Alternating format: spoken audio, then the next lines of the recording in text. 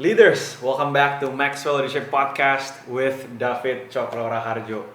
Last time, I said we're gonna have like three more points tentang core values of a winning team. Guess what? We have three more for you. So we have 6 in total points to buat nambah 3 dari yang terakhir. And we're gonna add one more. If I'm gonna believe we have like total 10. So you will get even more di episode kali ini. So we're gonna talk more in depth about core values of a winning team because I know you're here because you are a leader and you want to have a winning team. So let's get into it right away. David, let's take us away. Alright, we talk about winning team, we talk about that we love to win, I hope you want to win, that's why you want to listen to this podcast. Sebelum ini kita cerita ada 3 hal yang menjadi ciri khas atau menjadi DNA atau menjadi culture of a winning team. Number 1, we say that it is a commitment that actually inspire the result. Yang kedua, yaitu adalah contribution that makes a difference. Dan yang ketiga, yaitu adalah competency level that raises the standard of the game. Itu 3 hal. Hari ini yang keempat, we talk about communication. How many of you know bahwa di dalam kehidupan kita ini, kita selalu berbicara tentang segala sesuatu, kita tahu segala sesuatu yang kita perlu kerjakan, tapi there is a difference pada saat dari saya pergi kepada kalian. Because dari saya kepada kalian, there is a communication that gotta go. Right? So number 4 is called communication that increases the effectiveness of your team. Alright?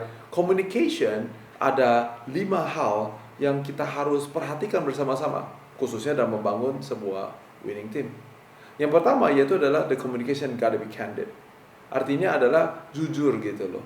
Ya jujur disampaikan, makanya nomor 2 kita harus melakukannya dengan love.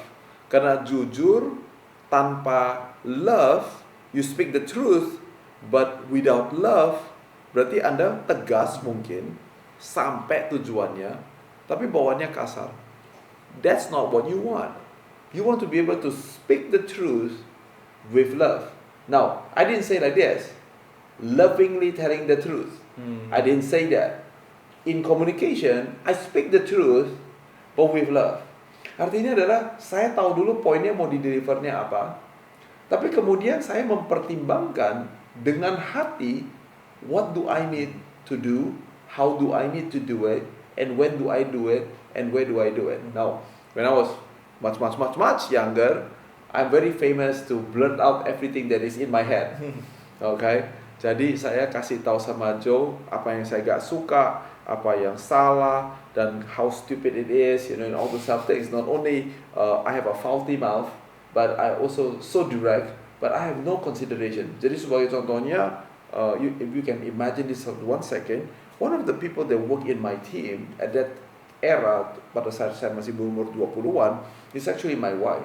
We have a team of about 60 people, and one of them is called my wife, at that time my girlfriend, Dan pada saat itu, pada saat saya mengkritik pacar saya mengkritiknya di depan publik in front of everybody. You can imagine that I solved the problem, but when the office is done for the day, now you got round 2, fight, Well, Julia happened to be not the type of people that like to fight, tetapi it become a built up discontentment, a built up anger, and one day like kayak bom atom meledak.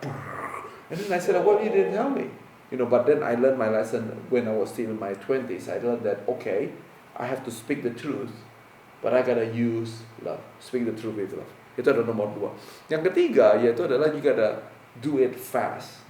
Okay, kadang-kadang karena kita saking sungkannya, kita gini, I saw it, I know that's the truth, I know that is wrong. Terus saya begini, tunggu deh nanti. So when kita tunggu, the impact of the message get less useful. Karena pada saat kita begini, lu ingat gak 3 bulan yang lalu, let's do some dramatization. Hey, do you remember 18 years ago in December number 18, right? There was this incident. Joe-nya aja udah lupa what happened. It's no longer in the memory. And so communication yang kita maksud ini adalah communication yang bisa increase the effectiveness. But if you tell them literally 18 years ago punya information, it already have no longer any effectiveness. Karena itu, komunikasi yang berguna untuk efektivitas tim kita need to be done in a very quickly time. Now you can do few different things. In my place, what we do is like we have a place that we call no business talk lunch. So we bring all our team, we eat lunch, and then we don't do nothing about it. Gak boleh bicara tentang bisnis. We talk about, for you, for example, dating. For some of my people means like, okay, about to get married. Untuk sebagian adalah, okay, about having kids. Some is about like saving, some about investment, things like that. So this is what communication looks like. It doesn't wait 90 hari, 100 hari. It wait maybe about like 2 minggu. And then when I do it, because I know what I want to do, that is speak truth in love, and now we talk about timing. Now I do like this. Sometimes I bring my people go watch a movie. After it's already done, I say this, hey, what did you learn? And I'm hoping, I cross my finger that one of them is going to talk about the one point. It's the reason why I bring you to that movie. So now, it becomes kind of an old trick. Everybody in my team knows it. Welcome to my family, Joe. Okay? They kind of know, kalau David tiba-tiba bilang gini, pergi nonton ini ya. He has a message. It wasn't a free lunch. But you know what? It is a communication that increases the effectiveness of the team. Karena mereka tahu adalah kakak saya, bos saya, he loves me enough not to say it immediately, tapi menggunakan sebuah film dalam hal ini untuk deliver a message. That's a contoh. So now I do it so often that people around me, they know it. If I send you a book, there is a reason for it.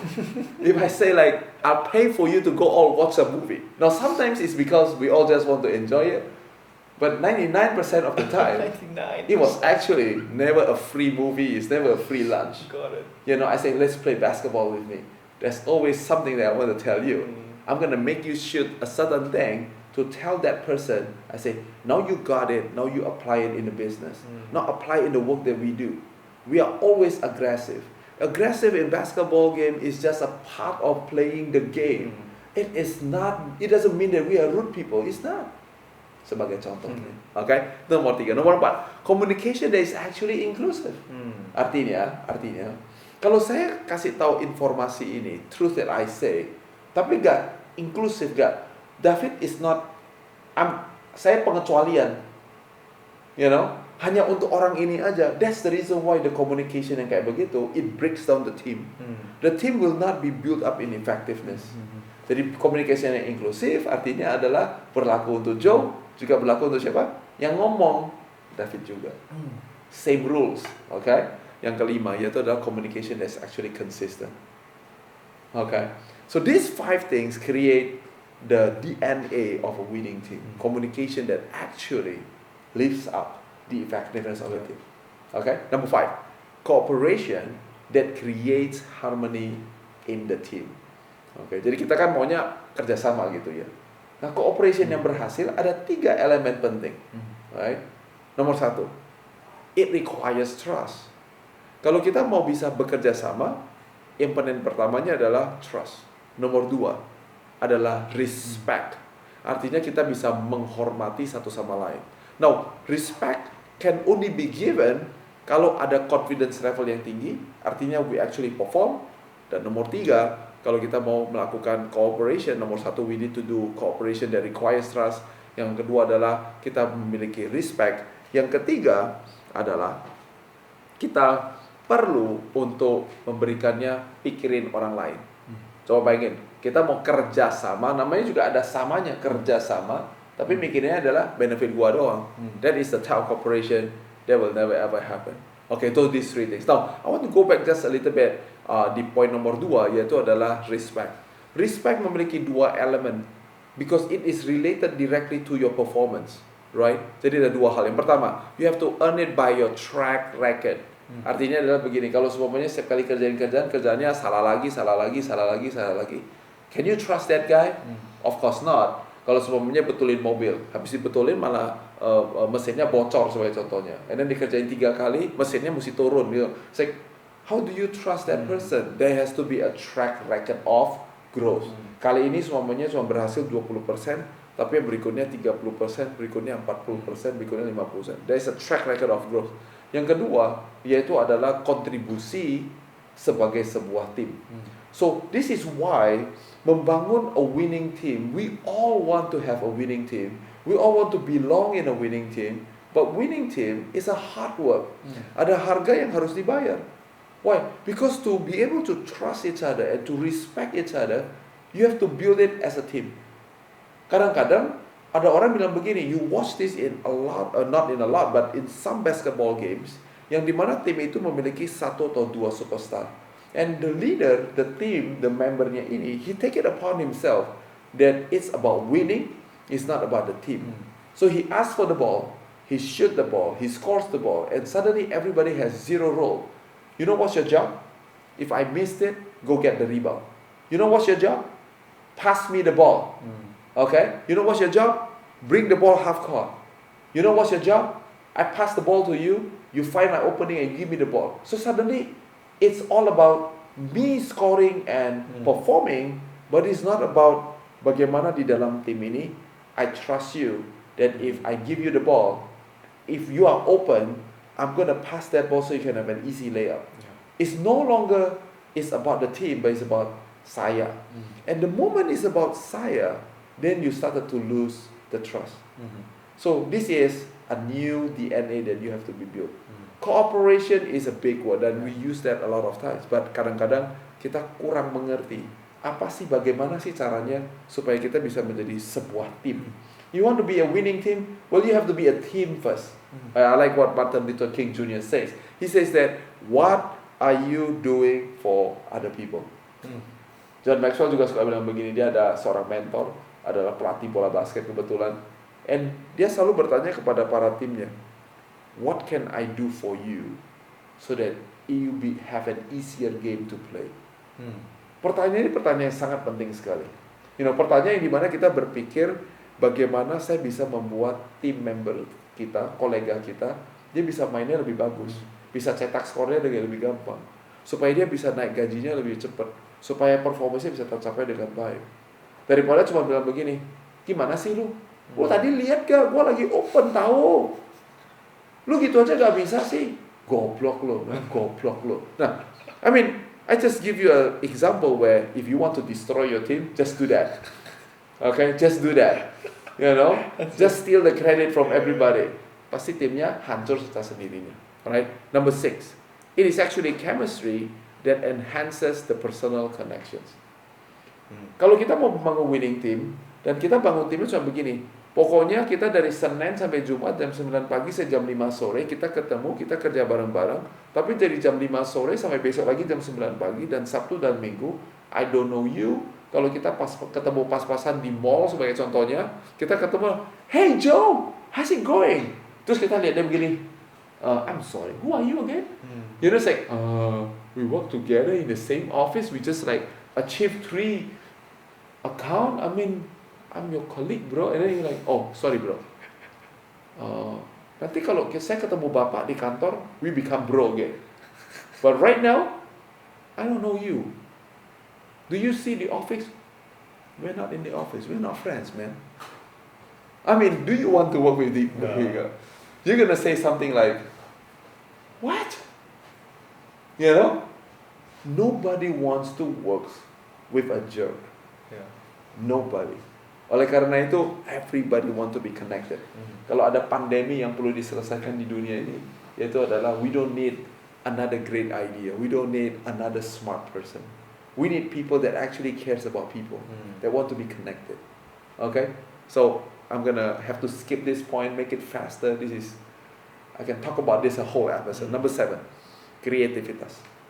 Kreativitas yang memperbesar potensi daripada tim kita. Sekali lagi bukan kreativitas yang cuma sekedar jadi keren, jadi luar biasa, tapi dia tidak mengembangkan potensi dari tim itu. There are 4 I's in creativity. 4 I dalam creativity. Yang pertama yaitu adalah investigate. If you are somebody that are creative, you like to investigate, you want to examine, you want to say like, okay, we have different values nih, kelihatannya kayaknya punya cara pandang yang berbeda, and you say like, but I'm interested to know. Okay, that's number 1. Number 2, you incubate. Gak segala sesuatu yang kita terima informasi langsung kayak begini. Kita langsung kayak gini, say, I like it, I don't like it. If I like it, obviously I will do it. But if I don't like something, I always have a habit of like writing it down and keep it, and then you incubate it. Artinya adalah kita bawa pikir-pikir sebentar. Kalau bahasa Inggrisnya adalah you marinate it, dagingnya itu di-marinate dengan sausnya. Mungkin kalau udah 3 hari kita bilang adalah benar juga ya si Joe. No, something like that, right? Yang ketiga, that you illuminate. Orang yang kreatif itu dia bilang gini, now Joe, I'm not exactly sure if this is what you mean, but I read an article before that kalau yang bro tadi ngomong itu, maybe this article ya bisa menjelaskan apa yang bro baru sampaikan, and you can help the team. So now you illuminate. Kita tambahin sebuah pencerahan supaya idenya Joe menjadi lebih baik. That is kreativitas, sehingga potensi daripada tim itu menjadi lebih tinggi. And this is what I love about creative people, is that they illustrate. Literally kebanyakan dari kita berpikir bahwa orang yang kreatif adalah orang yang jago desain. Do you know why pada setiap kita orang bilang kreativitas, a lot of people berpikir bahwa orang yang kreatif itu jago gambar? Because they know how to illustrate. Sebagai contohnya saya bilang sama istri saya bilang adalah, I want to see a room that is modern. I want to see it, a lot of besi-besi, and things like that, right? Now I describe it, and then a designer will take a piece of paper, and with the magic finger dia mulai gambar. Dan waktu dia keluarkan, kayak gini bukan fit. And then we go like, oh my God, you can illustrate, you can draw what is in my imagination. Itu sebabnya kreativitas sangat sering dikonotasikan dengan orang-orang artis, desainer, yang kayak gitu-gitu. Jarang-jarang orang bisnis dibilang, orangnya kreatif banget dia. Okay? But actually, every leader need to be creative. When you want to build up the potensi, you have to be able to membuat supaya orang-orang di dalam tim kita itu bisa mengerti apa yang ada dalam pikiran kita. And that requires creativity. And when people can imagine it, now the potential of the team actually goes up. Number 8, conflict management that actually reduces stress rapidly.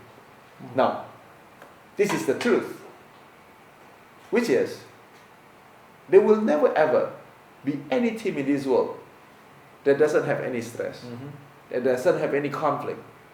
Okay? Kalau kalian pernah dengar orang menikah katanya hari pertama langsung bertengkar cuman gara-gara odol, ada yang dipencet di atas, pencet di bawah. Katanya, it doesn't happen in my house, but katanya ada yang kayak begitu. Berarti ada urusan terkecil sekalipun di dunia ini yang bisa menciptakan konflik. Because I'm not Joe and Joe is not David. I am not nobody of you guys. And karena itu kalau kita tinggal sama-sama, kerja bareng-bareng, pasti ada konflik. So you have to learn bagaimana kalau gitu menciptakan sebuah sistem yang dimana we can reduce the stress rapidly. Sebagai contohnya, if you have time, you can find in our collections, it's called BRAIDS, B-R-A-I-D-S. We say like, that's how you resolve conflict. We have a system that we put in our company.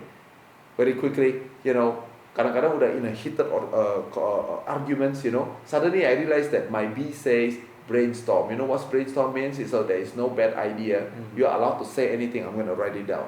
It goes all the way where I agree with what I can agree with you. Only by then, I have the right to say, here's my issue with what you just said. And filosofi adalah 3:1. You have to agree in 3 things. And then I have issue with 1 thing. So you see, you have a system. Right? You can find it in our collection. It's called BRAIDS. Alright, number 9, cohesive team that is responsive to change. Here's another thing that I can guarantee you if you want to build a winning team. That change is a constant thing. Imagine this, kalau kalian main bola basket di dalam sebuah pertandingan, literally the only thing that is consistent is only change. Jadi kita bisa latihan, kita bilang gini, Joe, nanti you berdiri di sini ya, nanti gua pas bolanya ke situ ya.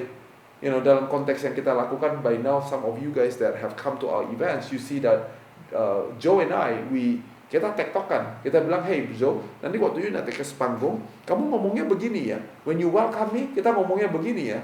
But as you can see on the stage, you start to see that it doesn't always happen 100% to the last drop according to what we plan about.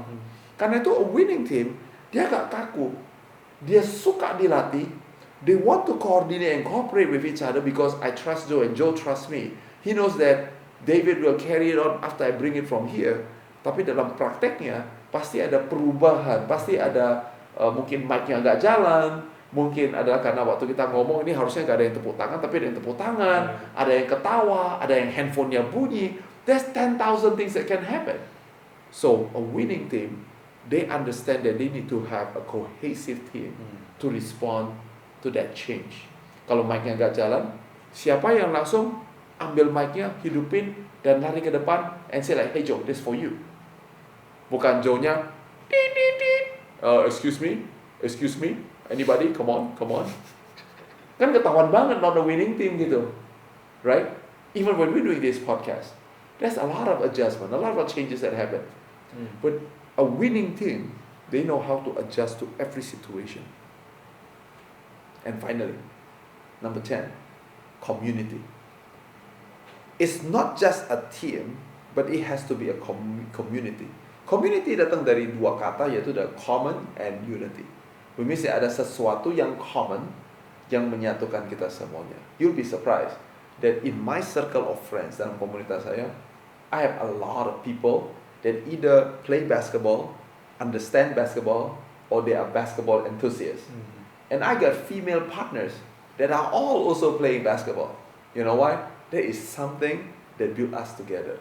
Dalam kantor ini obviously kan kita ada pekerjaan, tapi di luar daripada konteks pekerjaan, basketball is sesuatu yang menyatukan kita. You know, we are also generally, everybody are people that like to think, including yourself. We are all people that enjoy a serious conversation. We are not all the type of people that like to do hee ha ha, if you may. There is something that is common and yet it unite us.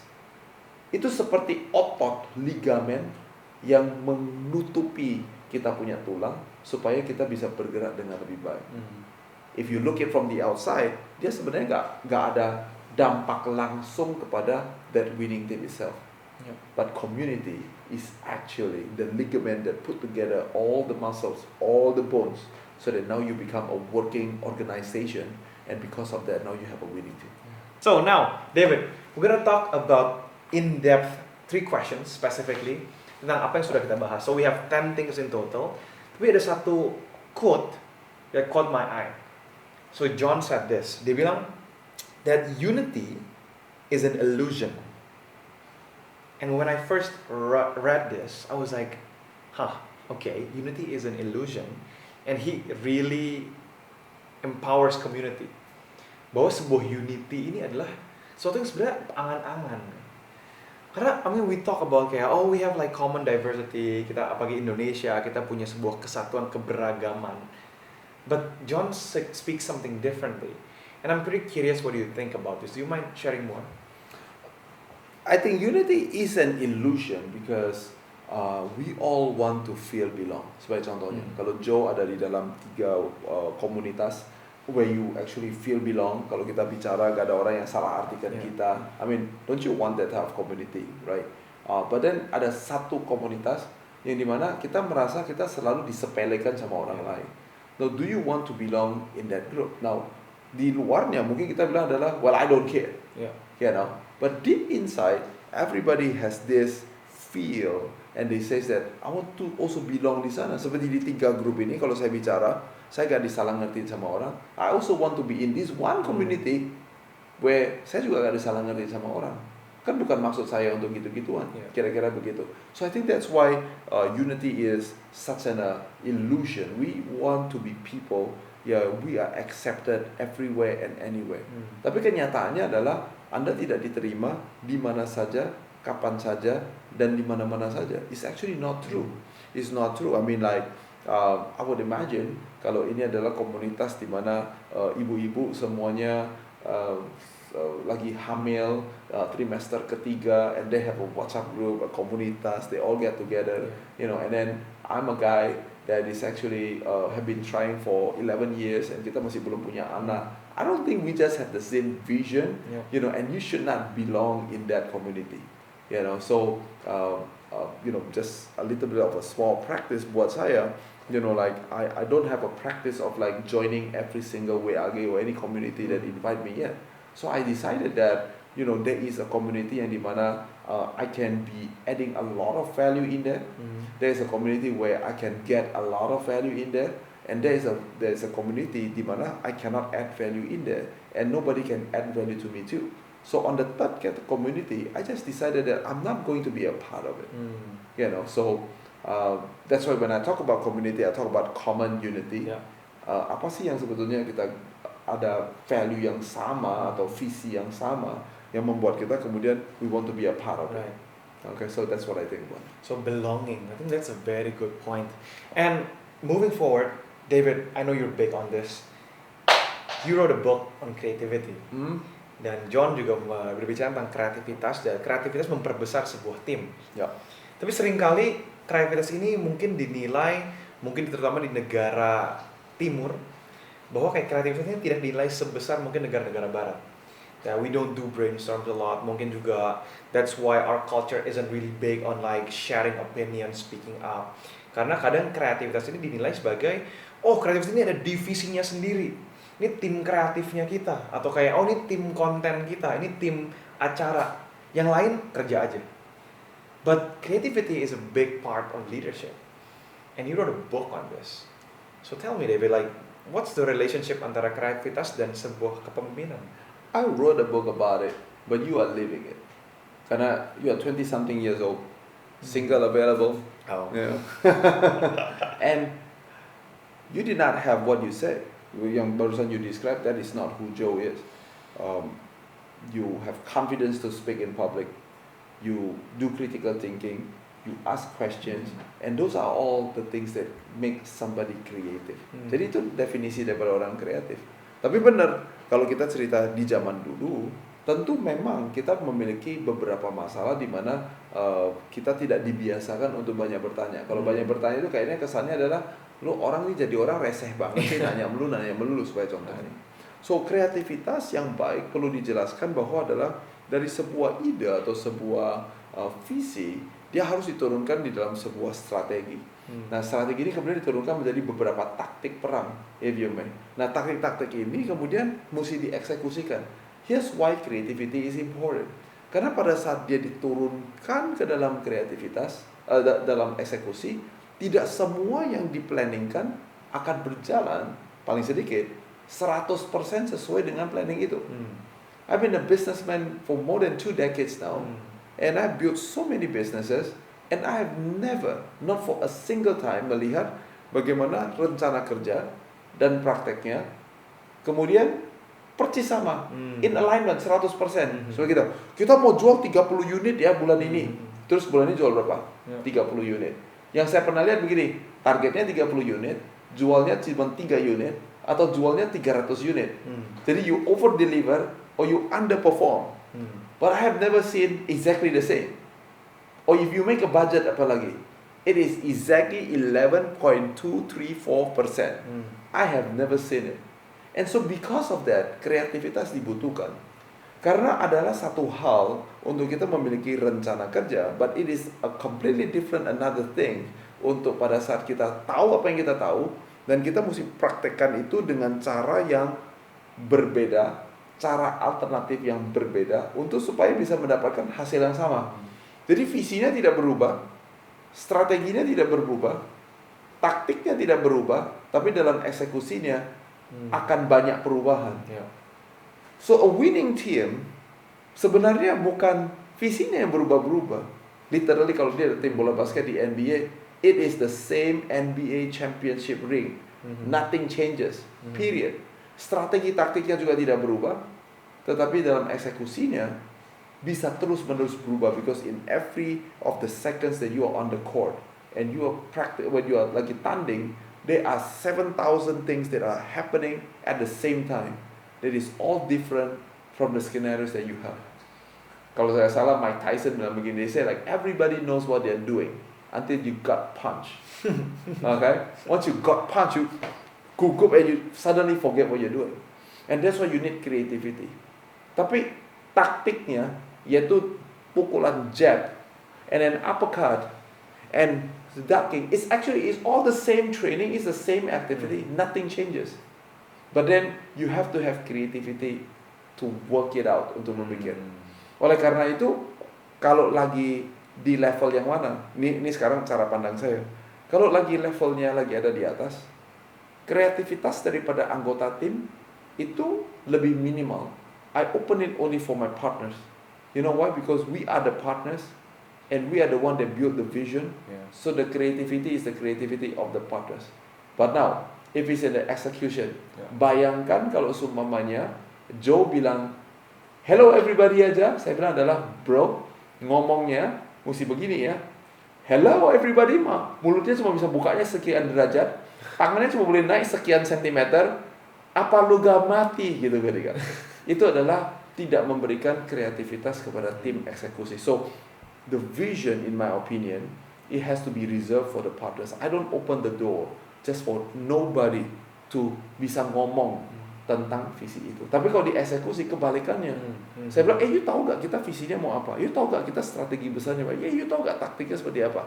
Oke, sekarang eksekusinya, so Joe bilang gini, Dave, I know what you want, but can I please tell you something? This doesn't work, and let me tell you why. Saya ada 5 contoh yang saya mau kasih. Karena itu lapangan. Nah, dengan demikian, maka kita membentuk kreativitas yang baru. Now, as the leader, you have to want to kepingin tahu 5 hal itu apa. Karena kalau saya nggak kepingin tahu, that creativity tidak dibesarkan dan akhirnya kita jadi kaku.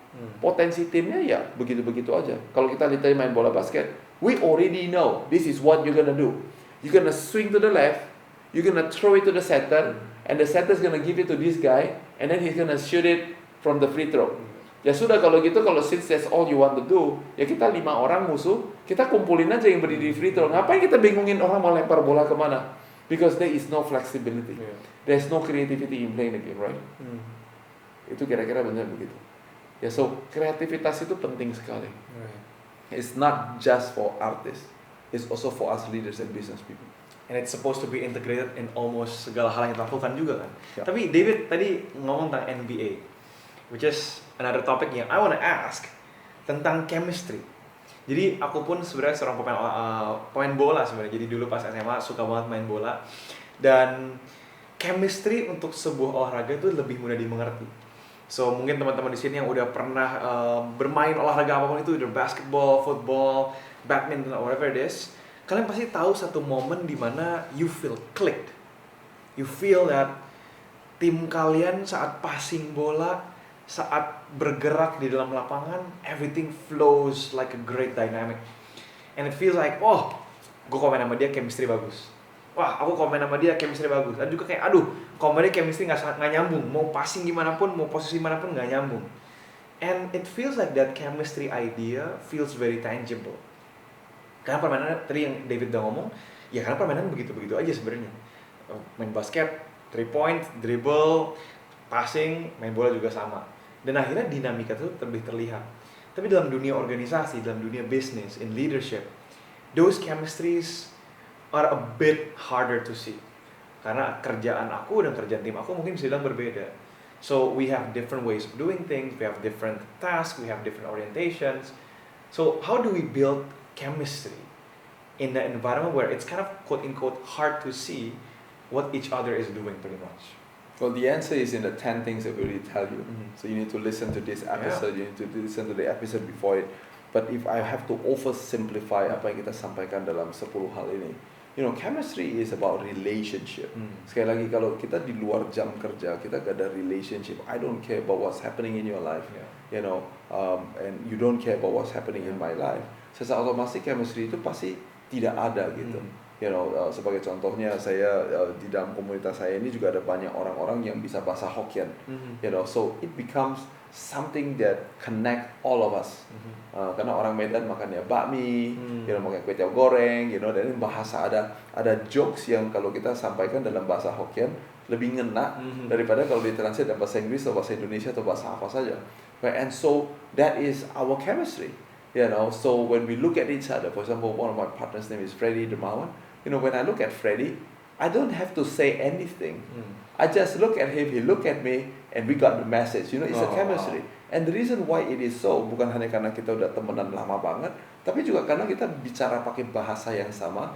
Dan pada saat kita semuanya lagi main bareng-bareng, you know, olahraga dan macam-macam, we start to talk, and then there is a joke that is like an internal joke, you know, and so that we look at ada koneksi itu. Itu contoh relationship. Once again, basketball is a one thing that build a lot of chemistry with the people around me today. I just found out that you also play basketball. You see, itu bikin kita jadi kayak connected, right? And ini semua komponen daripada relationship. Ada apa lagi? Kalau saya ketemu sama orang, saya tanya, by the way, sekolah di mana dulu? And the moment dia bilang adalah, I'm from the United States. I said, oh ya? Di kota apa? Immediately ada banyak hal yang gabung, dan karena saya kenal banyak orang, saya bilang, kalau di Seattle berarti kenal siapa dong kalau tahun sekian? Dia bilang, kenal dong. Hey, that's my bro. And then suddenly ada kayak spider web, and then connected, and then now you said, we have chemistry. You know why? Because you have all of that. Itu namanya relationship. I'm not gonna go with that. But I think in terms of like building a winning team, di luar pada relationship, the second one, if I'm gonna oversimplify, it has everything to do with performance. Right. You know, so when you say dalam dunia basket, sebagai contohnya, I pass the ball, you get an easy layup, right? So artinya adalah kalau semuanya kita mau bikin podcast ini lagi, and then I say like, hey Joe, you know, maybe you want to do this and do that. So ya, kalau kayak gini jadi gampang ya fit ya. You know, and then as I do that, you have an easy layup. Now you have an appreciation. Literally, Joe tidak bilang gini, David is an idiot. You know why he's an idiot?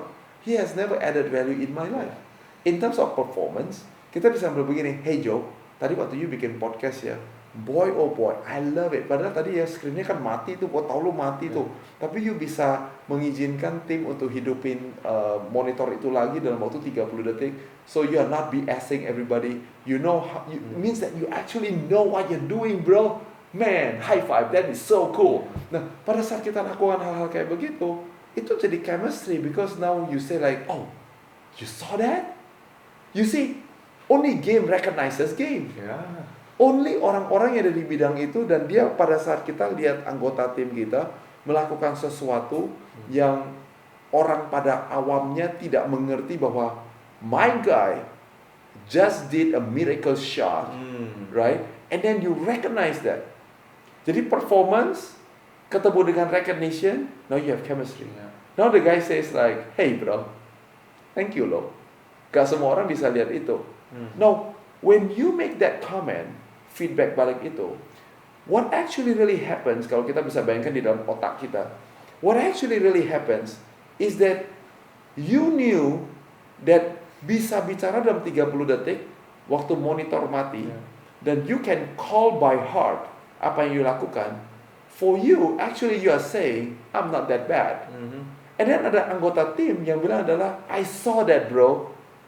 And then you say, berarti si David, dia juga ngerti betapa pentingnya menguasai dia punya materi, tidak hanya sekedar bisa baca dari monitor. It means he say, David too have my mind, have my skill. And that is the full definition of game recognizes game. It is for that particular reason, one day as I was holding that mic virtually during COVID, there is a lady listening to me talking, and her name is Mary Riana. Pada saat saya sudah selesai bicara, Mary dan suaminya Alpha, dua-duanya gak ngobrol satu sama lain. Mereka cari nomor telepon saya dari pembuat acara. Dua-duanya on a separate WhatsApp wrote me and says that, I really like what you just delivered. When you deliver this point, it connects to me. So anyway, I just want to drop a WhatsApp. My name is Alpha. I just want to make friends. And that's how MDCO was born. And that's how Mary now menjadi bagian daripada faculty member daripada Maxwell Leadership. This all has a behind story. And the behind story is because we have chemistry. But how do you build chemistry? Because game recognizes game. Mary Riana bicara di panggung yang besar-besar di seluruh Indonesia, you know, and then he recognizes that not everybody know how to deliver in front of a camera that's so small di depan komputer, you know, and then we can deliver energy, we can excite people. And Mary says that, hey, so the first time Alpha dan Mary sampaikan itu, I feel like, somebody appreciates me. Gak gampang tahu deliver 40 menit lihat cuman sepotong kaca yang gak bisa lihat reaksi, and then deliver result, everybody yes, so good, you know, and ada reaksi dalam sebuah ruangan yang virtual. Not everybody can do it. And that's how we become friends. And friends become partners. And partners now we build a team. and now build an organization. Now we build 3 organizations together. You know, that is what chemistry looks like. Okay, maybe it doesn't describe everything, but I hope di kepala kalian ada kelihatan kayak, oh wow, ini ada garis yang hubung ke sini. It's like a system. You know, so chemistry is not just about relationship. Chemistry is also not just about performance. You need all both. Tapi detailnya apa? Go listen to the last 2 episodes. Listen to all the 10 points. Those are the things that build, you know, a winning team. That's what build, you know, bagaimana caranya kita akhirnya mendapatkan this chemistry, and then we feel we belong to each other. And even when you make a mistake, I can forgive you. You know, and then when I do something right, we celebrate it together. That's a winning team right there. If I may, leaders, I think that's a very good starting point untuk kita memulai membangun sebuah winning team. How's your relationship with your team? Bagaimana chemistry kalian dengan orang-orang yang kalian pimpin, dengan orang-orang di sekitar kalian, di organisasi kalian saat ini? Do you have a good chemistry? When you pass the ball, apakah mereka bisa do the easy layup? Atau justru malah kalau kalian pass the ball, you guys argue karena kayak, aduh kenapa lo nggak dapet bolanya? Or like, why don't you just shoot or 3 or something like that? It's a good reflection buat kita semua, memulai dari how's my relationship with my team? How is my chemistry? How is my connection with my team? I think that's a very good start. Tapi aside from that, we just finished this 2-part of core values of a winning team. And there's a lot of things that we discussed. David did so well. And he did amazingly to describe what it means to have a DNA of a winning team. Jadi buat teman-teman yang mungkin masih pengen get into it, that's why we are blessed with this podcast. Jadi kalian bisa langsung kembali ke episode 1 atau balik ke episode 2. And we hope you can listen to everything. And thank you for listening sampai sekarang. So we want to ask you a favor. Please rate our show. Give us a 5-star if you love it. And we want you to share this as well with the people that you think will benefit dari apa yang sudah kalian dengar. Because if you benefit, you're not the only one that needs it, you know that. Teman-teman kalian mungkin butuhkan, mungkin pemimpin kalian butuhkan kalau kalian berani bagikan, tim kalian butuhkan, and there's so many people that needs this value. So we hope we can always provide value for you, and we want to deliver more. So you guys can always lead better, lead yourself better, lead others better, and also lead while making money. That's it from us. We'll see you in the next episode. Take care.